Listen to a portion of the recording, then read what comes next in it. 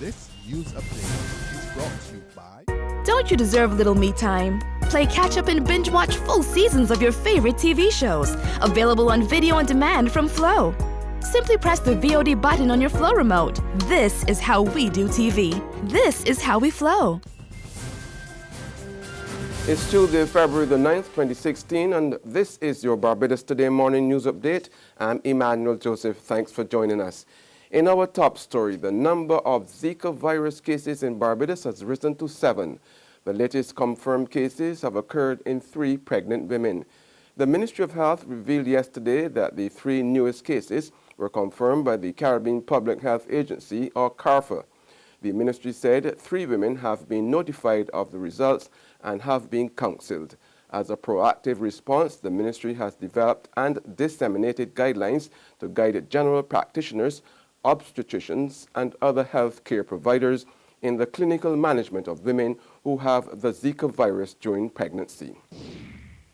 An already contentious situation at Springer Memorial School took a turn for the worse yesterday as police were called in after Principal Pauline Benjamin is reported to have asked the student at the center of the rapper controversy to leave the compound. Law enforcement officials were seen outside the school gate around 11 a.m. yesterday, accompanying the 14-year-old girl's mother, Alicia Weeks, along with the child and the parental advisor, Shelley Ross. The student has been barred from classes for 8 weeks. However, the Barbados Government Information Service issued a brief release yesterday evening, quoting the Chief Education Officer, Karen Best, as saying that the pupil had been transferred to the Ellerslie Secondary School in Black Rock with immediate effect. It said the principals of both Ellerslie and Springer Memorial had been informed of the transfer, adding that the child's records showed that Ellerslie was one of her options in the Barbados Secondary School's entrance examination. Minister of the Environment and Drainage, Dr. Dennis Lowe, heads to Parliament today to table amendments to the Sanitation Service Authority Act amid ongoing problems surrounding the operations of the state-run SSA. Without detailing the problems, Lowe told reporters yesterday that the issues affecting the island's lead waste disposal agency had been catalogued, documented, discussed, debated, name it, and authorities are working to correct those issues. However, he also warned Barbadians that in the immediate future, government would be seeking to ensure that the polluter pays, while stoutly defending its implementation last year of a $25 tipping fee. There are some people who do not like to wear clothes. I challenge them to walk through Barbados naked. They may not like it, but a rule is a rule. And if the government implements a tipping fee that is within reason, which we know it is within reason, because international standards suggest to us that Barbados, A, has one of the lowest tipping fees, and B, for many years never really charged a tipping fee. So what the government has said, look, we'll meet you halfway. We will look at the tipping fee, we will scrutinize it, we will try to ensure that all persons who generate waste are part of the paying for that waste, and therefore you can anticipate that there will be a further examination of the tipping fee with a view of ensuring that it is a fee that does not discriminate against anyone. It is a fee that is manageable and that is within the corridors of international law and expectation. In sports now, the West Indies under-19 cricket captain Shimron Hetmyer says he's looking forward to Thursday's semi-final of the ICC World Cup against hosts Bangladesh. This after the regional side destroyed the Pakistani under-19s by 5 wickets and 10 overs to spare in their quarter-final battle at the weekend. Captain Hetmyer said the team stuck to its game plan and it paid off. He said he was looking to take their outstanding performance into the game with Bangladesh. There's regional and international news after this short break. I'm praying for my Caribbean Barbados. Across these 166 square miles, in every parish, in every community, in every sector, in every home, in every sphere, you can find a gem, a Belgian gem. Celebrate their stories as we celebrate 50 years of independence.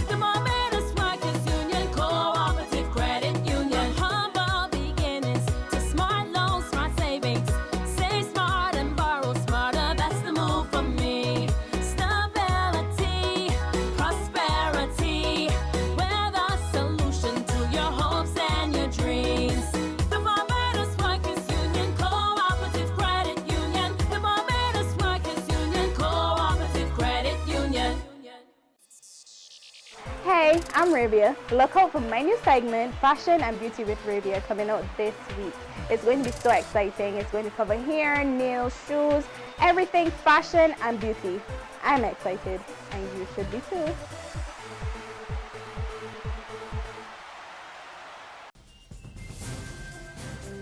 Turning now to news from the region, the United States is setting up a permanent presence in Guyana tomorrow to help in the war against the illegal drug trade.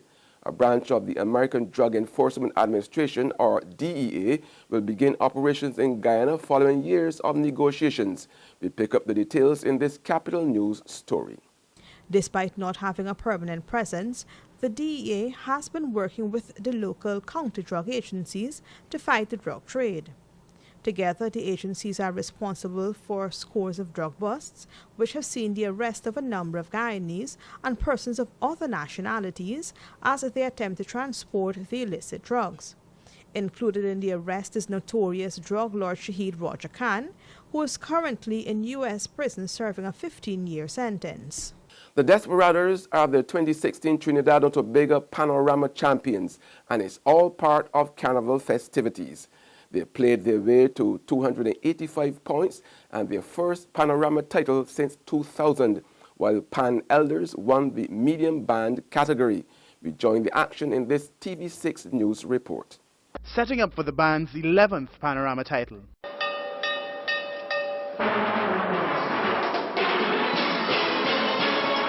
Playing the popular song sung by Five Star Keel, arranged by Carlton Zander, Despers had their fans and the entire savannah rocking with their version of the 2016 hit.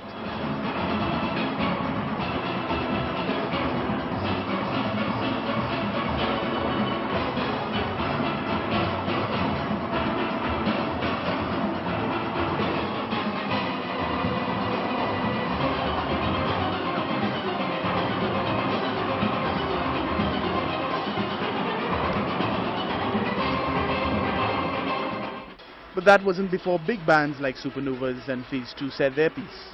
Amrit Samru, son of legendary Jit Samru, arranging his way almost to the top of the heap. On the international scene, the White House hopefuls Donald Trump and Jeb Bush opened political hostilities yesterday as Republican and Democratic candidates stormed across New Hampshire in a final flurry of events before the state's crucial first-in-the-nation primary. The stage is set for the vote today, with New York billionaire Trump enjoying a big lead in opinion polls of Republican voters in the state, and a host of rivals jockeying to emerge as his chief challenger for the Republican presidential nomination in the November 8th election. In the race for the Democratic nomination, Senator Bernie Sanders from neighboring Vermont sought to hang on for a much-needed victory over former Secretary of State Hillary Clinton, a week after a razor-thin loss to her in the Iowa caucuses. Polls showed his big New Hampshire lead tightening. Clinton hoped to make the finish close in a feat much like her husband, former President Bill Clinton, in 1992, when he declared himself the comeback kid. That's news and sports. However, you can join us again this afternoon for more.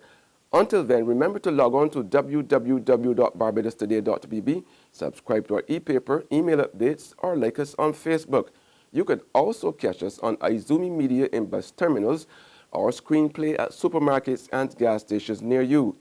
Also tune into Channel 101 on Flow TV and Mix 96.9 FM to get all the latest news and sports. I'm Emmanuel Joseph. Have a fantastic day.